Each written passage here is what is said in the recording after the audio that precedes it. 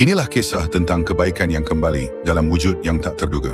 Suatu hari seorang bernama Ubaid bin Al-Abrash melakukan perjalanan jauh. Ia pergi bersama teman-temannya untuk sebuah keperluan. Lantas kelompok itu berjumpa dengan seekor ular besar tepat di depan mereka. Ular itu bergerak-gerak di padang pasir yang panas, ditambah lagi matahari tengah terik-teriknya. Ular itu belingsatan. "Segera bunuh ular itu, Ubaid," ujar salah satu dari mereka. Ubaid hanya bergeming. Ia tidak membunuh ular tersebut dan malah justru mendekatinya. "Tidak perlu dibunuh, sepertinya ular itu membutuhkan air minum. Saya akan memberikan air minumku untuknya," papar Ubaid. Lantas Ubaid pun turun dari untanya dan berjalan mendekati ular. Kawan-kawannya yang lain keheranan. "Ubaid, jangan lakukan hal itu. Bunuh saja ular itu."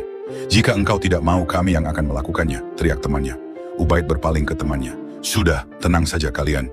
Biar saya yang mengurusnya," paparnya. Ubaid pun mendekati ular tersebut dan memberikan air minumnya. Ular itu pun minum dengan lahap.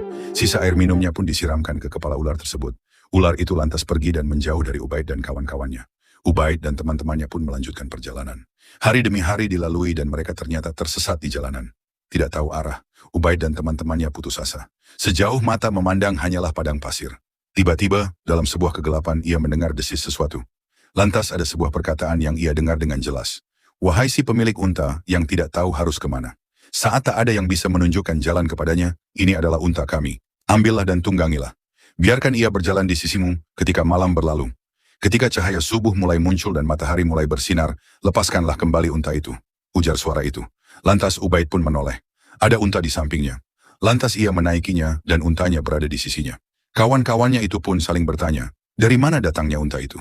Namun semuanya hanya diam. Mereka percaya pada Ubaid. Lagi pula, tidak ada yang bisa dilakukan saat ini, kecuali percaya pada kawan mereka tersebut. Kelompok ini pun berjalan beberapa waktu hingga subuh tiba di suatu tempat yang mereka kenali. Sontak, wajah sumringah terpancar dari kelompok itu. Ubaid lantas mengucapkan syukur dan melepas unta itu.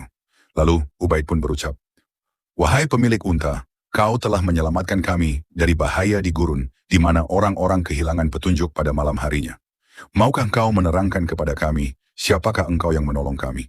Tiba-tiba suara terdengar lagi, dan kini lebih jelas hingga kawannya mendengar jelas suara itu. "Saya adalah ular yang kau lihat kehausan dan kepanasan di tengah Sahara. Lantas kau rela menderma airmu. Kau tuangkan ke kepalaku. Kau juga tak kikir. Kebaikan akan tetap abadi meski telah lama berlalu, dan keburukan adalah bekal terjelek yang dibawa seseorang," ujar suara tak berwujud itu lagi.